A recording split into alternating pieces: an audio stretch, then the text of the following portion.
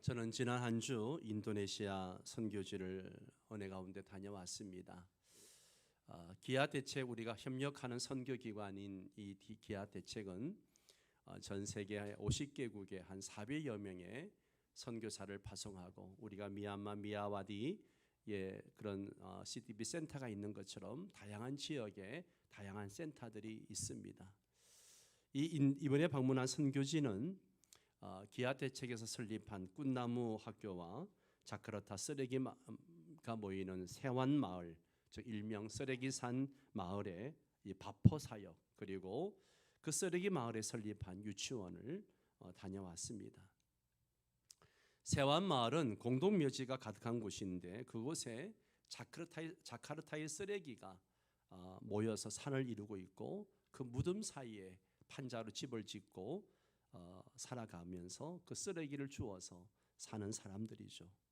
여기에 이제 임진철 하수민 선교사가 인도에서 17년 사역하다가 추방을 당해서 그곳에 가서 이제 사역을 하면서 일주일에 2번씩 그 쓰레기 마을에 이제 도시락을 만들어 배달을 합니다. 그래서 저희들도 이른 아침에 640명의 도시락을 만들기 위해서, 인도가 얼마나 습도가 있고 덥습니까? 지금 우기철이라 또 얼마나 습도가 높은지 몰라요. 그 뜨거운 불 앞에서 밥을 하는데 우리 권사님들 얼굴이 아련거리더라고요. 우리 권사님들이 얼마나 주방에서 수고를 많이 하셨을까 하는 생각이 듭니다. 저는 이 닭볶음을 담당을 해가지고 불 앞에서 열심히 닭을 볶으면서 그렇게 준비를 했습니다. 그래서 음식을 만들면 이 뜨거운 도시락을 싸면 금방 이렇게 상한다고 하더라고요. 그래서 음식을 식혀야 된다고 해서 또 식혀가지고 도시락을 또 하나하나 640개를 싸서 도시락 쓰레기 마을로 갔습니다. 비가 오는데도 수백 명의 사람들이 도시락을 받으려고 그 무덤 사이에 줄을 서서 기다리고 있었습니다. 쓰레기 썩는 그 냄새가 얼마나 역한지 코를 찌르지만 하나님의 사랑을 전하는 마음으로, 기쁨으로 도시락을 나누어 주고 또 축복해 주었습니다. 또 도시락을 나눠주고 난 다음에 몇몇 가정이 가정 방문을 요청을 해서 판자로 만든 그 작은 방에 10명의 가족들이 살아가는 열악한 환경 때문에 그런지 몰라도 집집마다 아픈 사람들이 그렇게 많습니다. 그래서 함께 기도해 주고 사랑을 나누었습니다. 그 다음 날은 쓰레기 마을에 있는 유치원을 방문을 했습니다. 엄마 아빠가 쓰레기 주스러 나가면 아이들은 집 안에 방치되어 있고, 그 쓰레기 산이 놀이터가 돼서 놀다 보니까 너무나도 위험하기도 하고, 그래서 안타깝게 여긴 이제 선교사님과 기아 대책에서 그 마을에 유치원을 지어서 79명의 아이들을 돌보고 무료로 이렇게 아이들을 가르치고 또 밥을 먹이고 그렇게 합니다. 그런데 아이들이 얼마나 밝고 예쁜지요. 예. 그리고 놀라운 것은요, 어른이나 아이 할 것 없이 우리만 보면 다가와서 손을 내밀고 악수하고, 저는 악수만 하는 줄 알았더니만 또 악수를 하면 손을 끌어다가 입에 맞추고 얼굴에 대고 이마에 대면서 그렇게 인사를 하길래 이게 무슨 뜻이냐 했더니만 감사해서 또 존경의 표시로 그렇게 악수를 하고 얼굴을 갖다 댄다라고 이야기를 합니다. 그들을 감사하는 그들의 모습을 보면서 참 나의 모습을 돌아보았습니다. 나는 내가 받은 것에 얼마나 감사하고 살고 있는가. 예. 그들은 작은 도시락 하나, 과자 한 봉지를 받고서도 달려와가지고 그냥 환한 웃음으로 달려와서 감사를 표하고 존경을 표하는데, 나는 얼마나 하나님 앞에서 감사를 드리고 있는가 생각할 때 참 많이 부끄러웠습니다. 여러분은 얼마나 하나님의 은혜를 기억하고 감사를 하고 살아가고 있습니까? 우리는 하나님의 은혜를 잊고 살 때가 참 많습니다. 사람은 힘들고 고난의 순간에는 하나님을 찾습니다. 병상에 있을 때 눈물로 주여 고쳐 주옵소서, 살려 주옵소서 기도하죠. 가정이 어려울 때는 밤을 새워가면서 주여 도와주옵소서 그렇게 하나님께 매달립니다. 그러나 삶이 안정이 되고 형편이 나아지면 언제 그렇게 간절했냐는 듯 우리의 입술에서 기도가 줄어듭니다. 예배는 형식적이 되어버리고 감사는 당연한 듯 사라지고 말죠. 우리 주변을 보십시오. 자녀가 대학에 들어가거나 취업을 하게 되면 내가 고생한 덕분이지라고 생각을 하죠. 집을 마련하고 또 사업이 잘 되면, 직장이 더욱더 안정이 되면 내가 노력한 결과라고 생각합니다. 건강하게 일할 수 있을 때조차도 내가 건강 관리를 잘해서라고 이야기하죠. 그러나 성도 여러분, 이 모든 것의 근원이 하나님이심을 우리는 종종 잊고 산다는 거죠. 여러분, 풍요는 우리에게 감사의 조건이 되기도 하지만 또 한편으로는 하나님을 잊게 만드는 위험한 시험이 될 수 있다라고 하는 것입니다. 이스라엘 백성들도 그랬습니다.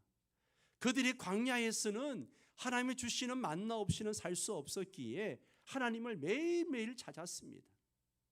또 반석에서 물이 나와야 살 수 있었기에 하나님을 잊을 수가 없었죠. 그러나 가나안 땅에 들어가서 곡식과 포도주로 풍성해지고 집을 짓고 양과 소가 늘어나자 그들의 마음에서 하나님이 사라지기 시작했습니다. 이 모든 것이 나의 손으로 나의 힘으로 된 것이야, 그렇게 말하면서 교만해졌습니다. 그래서 모세는 간절히 외치고 있는 것입니다. 함께 읽을까요? 내 하나님 여호와를 기억하라. 오늘 18절 마지막 절에 내 하나님 여호와를 기억하라. 성도 여러분, 바로 이것이 추수감사절의 본질이라고 하는 것이죠. 감사란 곡식이나 과일, 우리 삶에 안정되고 풍요로운 그것을 바라보는 것이 아니라 그 모든 것을 주신 하나님을 기억하는 거예요. 하나님을 기억하는 자에게는 감사가 넘치지만 하나님을 잊는 자에게는 그 풍요도 결국 불평으로 바뀌게 된다라고 하는 것이죠. 오늘 우리는 추수감사절을 이제 한 주 앞두고 신명기 8장의 말씀을 통해 풍요 속에서도 하나님을 기억하는 믿음이 어떤 것인지를 배우고자 합니다. 이 말씀이 우리 삶 속에 깊이 새겨져 이번 추수감사절이 단순한 절기가 아니라 하나님을 다시 붙잡는 은혜의 시간이 되기를 소망합니다. 첫 번째 감사는요, 하나님의 그 은혜의 근원을 기억하는 겁니다. 오늘 10절은 이렇게 말합니다. 함께 읽습니다. 네가 먹어서 배부르고 내 하나님 여호와께서 옥토를 내게 주셨으므로 그를 찬송하리라. 아멘. 자, 이스라엘 백성은 가나안 땅에 들어가서 풍성한 수확을 얻게 될 것입니다. 그러나 모세는 분명히 말합니다. 그 땅은 너의 손이 수고와 능력으로 얻은 것이 아니라 내 하나님 여호와께서 주신 옥토 덕분이다 라고 말씀하고 있습니다. 옥토를 내게 주었으므로 라고 말씀하고 계세요. 성도 여러분, 감사는 단순히 결과에 대한 감탄이 아닙니다. 감사는 그 감사의 근원을 바라보는 시선이에요. 눈앞에 놓인 열매만 보는 것이 아니라 그 열매를 맺게 하신 하나님의 손길을 기억하는 것이 바로 감사입니다. 여러분, 감사는요, 내가 한 것이 아니라 하나님이 하신 것, 하나님이 하신 것을 인정하는 거예요. 이스라엘 백성은 광야에서 아무것도 스스로 얻을 수 없었어요. 오직 하나님께서 만나를 내려주셔야 했고 반석에서 물이 나와야 했습니다. 그런데 가나안 땅에 들어가면 자기 힘으로 곡식을 거둔 것처럼 보입니다. 내가 열심히 씨를 뿌리고 곡식을 가꾸어서 그렇기 때문에 땀을 흘려 수고했기 때문에 곡식을 얻은 것처럼 보여요. 그러나 그 곡식이 자랄 수 있도록 햇빛과 비를 주신 분이 누구입니까? 하나님이시죠. 오늘 우리의 삶도 마찬가지입니다. 직장에서의 성취도 내 실력, 내 능력 같지만 사실은 하나님이 지혜와 건강을 주셨기에 가능한 것이었습니다. 자녀들이 공부하고 성장하는 것도 부모의 수고만이 아니라 하나님의 은혜를 주셨기 때문에 내 자녀가 공부를 하고 대학을 가고 취업을 하고 살아가는 겁니다. 우리가 이렇게 숨을 쉬며 예배 드릴 수 있는 것도 하나님께서 생명을 연장시켜 주셨기 때문이에요. 그래서 바울은 고린도서 4장 7절에서 이렇게 말합니다. 네게 있는 것 중에 받지 아니하는 것이 무엇이냐라고 묻습니다. 너희들이 가지고 있는 것 중에 하나님께서 안 주시지 않은 것이 뭐가 있느냐는 거예요. 성도 여러분, 우리가 누리고 있는 모든 것은 사실 하나님께 받은 은혜입니다. 아멘. 하나님께 받은 은혜예요. 감사란 내가 무엇을 가졌는가를 세어보는 것이 아니라 누가 그것을 주셨는가를 기억하는 것입니다. 은혜의 근원을 기억하지 못하면요, 감사는요 금세 사라집니다. 감사는 환경이 아니라 기억에서 나옵니다. 은혜의 근원을 기억하는 사람은 작은 것에도 감사할 수 있습니다. 그러나 근원을 잊어버리면요, 아무리 많이 가져도 감사할 줄 몰라요. 한번 여러분 예를 들어서 매일 밥 한 끼 먹는 걸 생각해 보세요. 우리가 밥상을 차릴 때 그 뒤에는 수많은 은혜의 손길들이 있었어요. 농부의 땀과 수고가 있었고요, 햇빛과 비를 주신 하나님의 은혜가 있었고요, 그래서 수확된 곡식을 운반하고 가공한 사람들이 있었고, 그것을 식탁 위에 차려주는 가족의 손길이 있었습니다. 그 모든 과정이 하나님의 은혜로 연결되어져 있습니다. 그런데 이것을 당연하게 여기면 감사는 사라집니다. 우리가 한 끼 밥을 먹을 때 이걸 당연하게 여기면 감사는 사라져요. 그러나 은혜의 근원을 기억하면 밥 한 끼 앞에서도 하나님 감사합니다 라는 고백이 터져 나오는 것이죠. 이런 감사가 회복되어지기를 바랍니다. 1789년 미국 초대 대통령 조지 워싱턴이 나라가 세워진 후에 첫 번째 맞이하는 추수감사절에 이런 고백을 합니다. 추수감사절을 선포하면서 이런 고백을 하죠. 모든 좋은 것의 근원은 전능하신 하나님께 있음을 고백한다. 그러므로 우리는 하나님께 우리의 마음과 목소리를 모아 감사해야 한다. 그는 나라가 세워지고 풍성한 삶을 얻게 되었을 때 그것이 국민들의 힘이나 정치적 능력이 아니라 하나님이 주신 은혜임을 분명히 했습니다. 이것이 바로 은혜의 근원을 기억하는 감사인 것이죠. 성도 여러분, 우리가 드려야 할 감사도 바로 이것입니다. 내가 번 돈 같지만 일할 수 있는 건강을 주신 하나님을 기억하며 감사하십시오. 내가 잘 키운 것 같은 자녀도 사실은 하나님이 은혜로 붙들어 주셨음을 기억하십시오. 내가 노력해서 얻은 성취도 결국은 하나님께서 길을 열어주셨음을 고백하시기 바랍니다. 감사는요, 은혜의 근원을 잊지 않는 기억의 신앙입니다. 우리가 하나님을 기억할 때 작은 것에도 감사할 수 있고 풍요 속에서도 교만하지 않을 수 있는 겁니다. 두 번째는 풍요 속에서 하나님을 잊는 위험이 있다는 것을 기억해야 됩니다. 오늘 본문 11절에 14절은 우리에게 큰 경고를 주는데요, 우리 한번 11절에서 14절 한 절씩 교독합니다. 제가 11절을 읽습니다. 내가 오늘 네게 명하는 여호와의 명령과 법도와 규례를 지키지 아니하고 네 하나님 여호와를 잊어버리지 않도록 삼갈지어다. 내가 먹어서 배부르고 아름다운 집을 짓고 거주하게 되며 또 네 소와 양이 번성하며 네 연금이 증식되며 네 소유가 다 풍부하게 될 때에 내 마음이 교만하여 내 하나님 여호와를 잊어버릴까 염려하노라. 여기 보면 번성하고 증식되고 풍부하게 될 때에 너의 마음이 교만할까 여호와를 잊어버릴까 염려하노라. 이스라엘 백성이 가장 위험한 순간이 언젠가? 굶주리고 가난하고 고난받을 때가 아니라 언제라고요? 배부르고 평안할 때입니다. 배부르고 평안할 때. 광야에서는 날마다 만나와 물을 주셔야만 살 수 있었기 때문에 하나님을 찾을 수밖에 없었어요.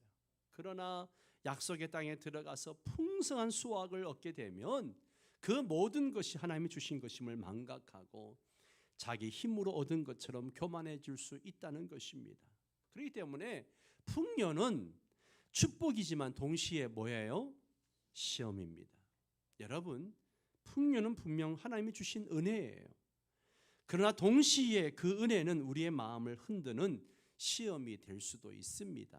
왜냐하면 인간의 이 본성은요, 타락한 본성을 가지고 있기 때문에 내가 했다, 내 능력이다라고 하는 교만으로 기울어지기 쉽습니다. 사업이 잘 되면 내가 능력이 있어서, 머리를 잘 써서, 사람을 잘 만나서, 기회를 잘 만나서 성공했다라고 이야기합니다. 자녀가 잘 되면 내가 열심히 키운 결과다라고 생각합니다. 건강을 누릴 때에도 내가 관리를 잘했다는 라고 생각을 합니다. 그러나 성경은 분명히 말하죠. 네 마음이 교만하여 내 하나님 여호와를 잊어버릴까 염려하노라. 풍요 자체는 문제가 아니지만 풍요가 우리의 마음을 하나님으로부터 멀어지게 할 수 있다는 사실을 기억해야 됩니다. 여러분, 성경 속에 보면 풍요 속에서 하나님을 잊어버린 대표적인 인물이 있습니다. 누굽니까? 솔로몬입니다. 그가 부요함으로 타락해 가는 과정을 보십시오. 그는 하나님께 지혜를 받아 나를 부강하게 만들었습니다. 은과 금이 돌처럼 흔했고 세계에서 가장 지혜로운 왕으로 존경받았습니다. 그러나 그의 마음은 풍요 속에서 하나님을 멀리하기 시작했어요. 이방 여인들의 신들을 받아들였고 결국 나라가 분열되는 결과를 초래했습니다. 솔로몬의 삶은 우리에게 경고합니다. 풍요는 영광의 정점에서 하나님을 잊게 만들 수 있다는 것입니다. 사랑하는 성도 여러분, 사실 이 말씀은요, 오늘 우리 한국교회, 우리 성도들의 현실과도 너무나 맞닿아 있습니다. 우리 민족은 불과 수십 년 전만 해도 가난과 전쟁으로 고통을 겪었습니다. 그때는 교회들마다, 새벽마다, 성도들마다 눈물로 부르짖었어요. 주여 살려 주옵소서, 주여 도와 주옵소서. 그 기도의 불길 속에서 한국교회가 성장했고 나라가 이렇게 경제적으로 크게 부흥할 수가 있었습니다. OECD 국가 중에서 원조받던 국가가 원조하는 나라가 된 예는 지금까지 하나도 없었습니다. 대한민국이 유일합니다. 그러나 오늘 우리는 어떻습니까? 풍요와 안정 속에서 오히려 기도는 점점 줄어들고 있고 예배는 점점 비어가고 있습니다. 주일보다 직장과 사업, 예배보다 자녀 학업이 더 중요하다고 생각하는 모습이 점점 더 많아지고 있습니다. 그래서 이유만 생기면 주일 예배 빠지는 거 예사로 여깁니다. 바쁘면 기도 안 하는 거 예사로 여겨요. 피곤하다, 지친다, 바쁘다 핑계대고 기도하지 않습니다. 풍요가 감사로 이어지지 않고 하나님을 잊게 만드는 시험이 되고 있는 것입니다. 오늘 우리가 우리 자신을 돌아봐야 됩니다. 성도 여러분, 하나님은 우리가 가난하기를 원하지 않습니다. 하나님께서는 우리에게 풍요를 주십니다. 문제는 풍요 자체가 아니라 풍요 속에서 하나님을 기억하느냐 잊어버리느냐 하는 것입니다. 하나님이 주신 풍요를 감사로 드릴 때 그것은 축복이 됩니다. 그러나 하나님을 잊고 자기 힘을 자랑할 때 그 풍요는요, 그 사람에게 저주가 됩니다. 하나님이 결국은 거두어 가시는 거예요. 기억하십시오. 바쁘다고, 피곤하다고, 사업이 잘 돼서 바쁘다고, 피곤하다고, 직장이 잘 돼서 바쁘고 피곤하다고, 예배를 소홀히 하고 기도를 소홀히 하면요, 하나님은 언젠가 그 거두어 가십니다. 빈털터리가 되게 하시는 거예요. 감사절은 바로 이 사실을 다시 확인하는 절기입니다. 풍요 속에서 하나님을 잊지 않고 은혜의 근원을 기억하며 하나님께 영광을 돌리는 절기입니다. 그러면 어떻게 하나님을 기억하면 되는가? 하나님을 기억하는 길은 말씀과 예배예요. 오늘 15절 16절을 함께 읽습니다. 너를 인도하여 그 광대하고 위험한 광야 곧 불뱀과 전갈이 있고 물이 없는 건조한 땅에서 너를 인도하셨으며 또 너를 위하여 단단한 반석에서 물을 내셨으며 내 조상들도 알지 못하던 만나를 내게 먹이셨나니 이는 다 너를 낮추시며 너를 시험하사 마침내 내게 복을 주려 하심이었느니라. 아멘. 아멘. 모세는 이스라엘 백성이 가나안 땅에서 풍요를 누리게 되기 전에 반드시 하나님 광야의 은혜를 기억하라 강조하고 있습니다. 광야의 은혜를 기억하라. 왜냐하면 사람은 잘 될 때 쉽게 교만해지고 은혜를 잊어버리기 때문에 그렇습니다. 여러분, 광야의 은혜를 기억하십시오. 아멘. 광야의 은혜를 기억하십시오. 이스라엘 백성은 40년 동안 광야를 지내왔습니다. 그것은 살 수 없는 땅이었어요. 불뱀과 전갈이 있고 물 한 방울 나지 않는 곳이었습니다. 그러나 하나님은요, 그 광야 한가운데서도 그들을 먹이시고 입히시고 그들을 살리셨어요. 반석에서 생수를 내셨습니다. 하늘에서 만나를 내리셨어요. 그리고 그들의 옷과 신발은 헤어지지 않았어요. 여러분 상상해 보세요. 출애굽할 때 입었던 그 옷이 40년 동안 헤어지지도 않고 신발도 떨어지지 않았어요. 만약에 그때 그 옷감이 그렇게 찔리겠어요? 만약에 그 당시에 대로 한다면 아마 한 달을 그들은 못 입었을 겁니다. 그러면 광야에서 어떻게 옷을 구합니까? 어떻게 옷을 구해요? 구할 수가 없죠. 그러니 하나님께서 출애굽할 때 입었던 그 옷이 떨어지지 않도록, 신발이 헤어지지 않도록 그렇게 보호해 주셨다는 거예요. 이 모든 것이 하나님께서 너희를 낮추시며 시험하사 마침내 복을 주려 하심이었다 라고 말하고 있습니다. 성도 여러분, 하나님은요, 광야의 순간을 통해 우리에게 주는 메시지가 있어요. 따라서 합니다. 너는 나 없이는 살 수 없다. 하나님이 주시는 메시지예요. 너는 나 없이는 살 수 없다. 여러분, 우리 인생 광야를 생각해 보십시오. 과연 하나님이 없이 우리가 살 수 있습니까? 살 수 없습니다. 살 수 없어요. 그런데 너무나 많은 사람들이, 너무나 많은 성도들이 하나님 없이도 살 수 있는 것처럼 말하고 그렇게 살아갑니다. 여러분, 우리가 풍요로울 때조차도 광야를 기억할 때 하나님을 잊지 않고 감사할 수 있습니다. 이 광야의 은혜를 기억하는 성도 여러분 되시기 바랍니다. 그리고 하나님을 기억하는 길은 바로 말씀과 예배예요. 말씀과 예배입니다. 이스라엘이 광야의 은혜를 기억할 수 있었던 이유가 무엇입니까? 그것은 모세를 통해 반복해서 주어진 말씀과 하나님께 드린 예배 때문이었습니다. 절기마다 제사마다 하나님이 하신 일들을 낱낱이 기억하고 또 그것을 자녀들에게 가르쳤어요. 자녀들에게 가르쳤어요. 오늘날도 마찬가지입니다. 오늘날도 마찬가지예요.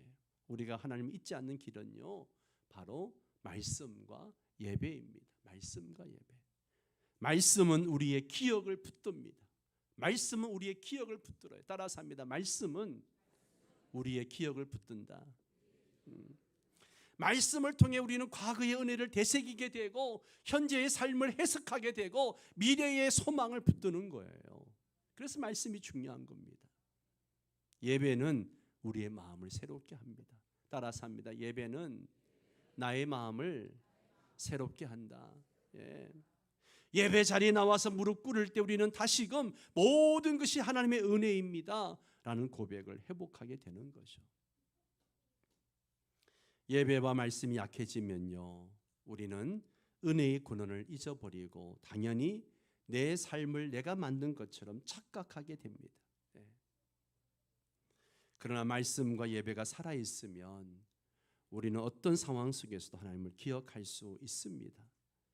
성도 여러분, 여러분의 삶의 광야는 무엇입니까? 여러분의 삶의 광야는 어디였습니까? 병상에서 하나님께 눈물로 기도했던 시간들, 경제적으로 어려운 가운데 매일 주님을 의지했던 그 순간들, 마음의 외로움과 고통 속에서 하나님만 붙들었던 그 시절, 그 광야의 은혜를 기억할 수 있는 길은요, 바로 말씀과 예배에 나아가는 것입니다. 말씀을 떠나면 우리는 은혜를 잊고 예배를 소홀히 하면 하나님 대신 세상의 풍요에 취하게 됩니다. 성도 여러분, 하나님을 기억하는 길은 다른 것이 아닙니다. 말씀을 가까이 하고 예배 자리를 지키는 거예요. 말씀을 들을 때 우리는 광야의 은혜를 다시 떠올립니다. 예배를 드릴 때 우리는 하나님 모든 것이 주님의 은혜입니다 라는 고백을 회복하게 되는 거죠. 따라서 이번 추수감사절에 우리가 드려야 할 가장 중요한 감사는요, 주님 예배 자리로 불러주시고 말씀을 통해 은혜를 기억하게 하신 거 감사합니다 라는 고백입니다. 네. 마지막으로 재물과 능력의 근원은 우리 하나님이십니다. 17절 18절 말씀 우리 한번 같이 읽겠습니다. 내가 마음에 이르기를 내 능력과 내 손의 힘으로 내가 이 재물을 얻었다 말할 것이라. 내 하나님 여호와를 기억하라. 그가 내게 재물 얻을 능력을 주셨습니다. 아멘. 여기서 하나님 우리 마음속에 자리 잡기 쉬운 큰 착각을 지적하고 계십니다. 그것은 내 힘으로, 내 능력으로, 내 노력으로 지금의 삶을 만들었다라고 하는 생각인 거죠. 여러분, 인간의 착각은요, 내가 했다라는 착각이 있어요. 사람은 무엇인가 성취하면 본능적으로 내가 했다라고 말합니다. 내가 열심히 공부해서 이 자리에 올랐다. 내가 밤낮으로 고생했기에 사업이 이렇게 성장했다. 내가 철저히 관리했기에 이렇게 건강할 수 있다. 그렇게 말하죠. 하지만 성경은요, 그 생각을 교만이라고 말합니다. 왜냐하면 우리가 가진 능력조차 하나님이 주신 것이기 때문이에요. 머리를 써서 지혜롭게 판단하는 능력도 하나님이 주셨습니다. 두 발로 뛰면서 일할 수 있는 그런 건강도 하나님이 주셨어요. 좋은 사람들을 만나서 기회를 얻게 된 것도 하나님이 연결해 주신 은혜입니다. 성도 여러분, 은혜 아닌 거 하나도 없습니다. 하나님이 호흡을 거두시면요, 우리는 아무 일도 할 수 없어요.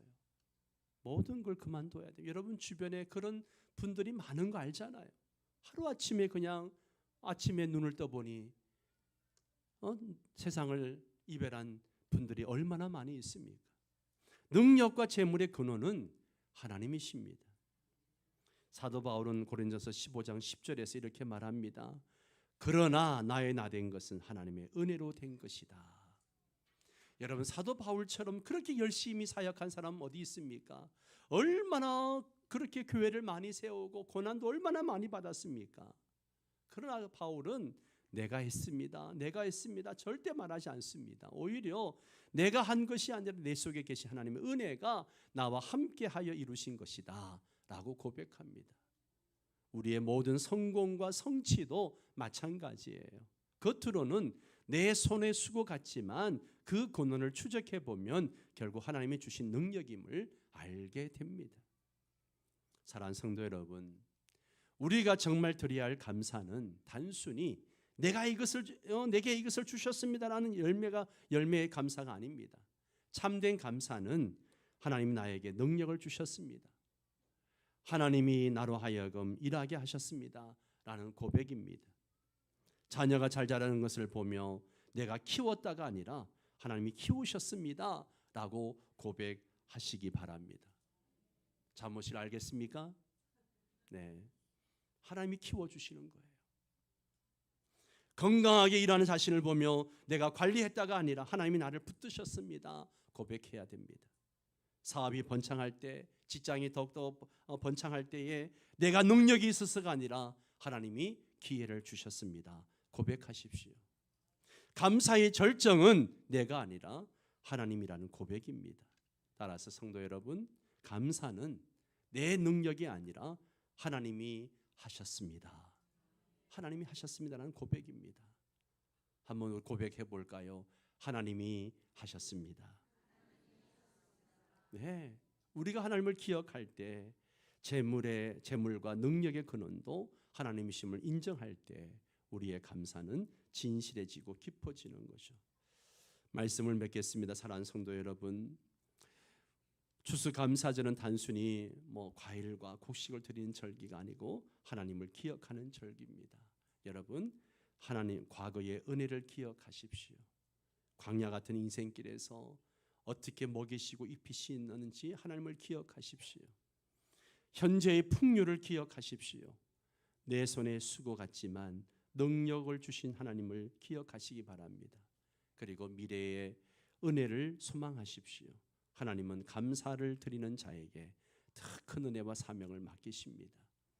성도 여러분, 오늘 우리의 삶 속에 하나님을 잊게 만드는 유혹은 늘 있습니다. 그러나 우리가 예배와 말씀 안에서 하나님을 기억할 때 감사는 회복되고 감사는 기쁨이 되고 감사는 우리를 더욱 큰 은혜로 인도합니다. 다음 주 우리 추수감사절을 맞이하는데 우리 모두가 한 목소리로 이렇게 고백하기를 원합니다. 맨 밑에 우리 자막을 함께 읽을까요? 시작. 내가 누리는 모든 것은 내 힘이 아니라 하나님이 주신 은혜입니다. 내 하나님 여호와를 기억하겠습니다. 아멘. 한 번 더 읽습니다. 내가 누리는 모든 것은 내 힘이 아니라 하나님이 주신 은혜입니다. 내 하나님 여호와를 기억하겠습니다. 아멘. 이 고백이 여러분의 심령 속에 깊이 새겨져 지금 남은 올 한 해 마무리하는 참된 감사가 되기를 주의 이름으로 축원합니다.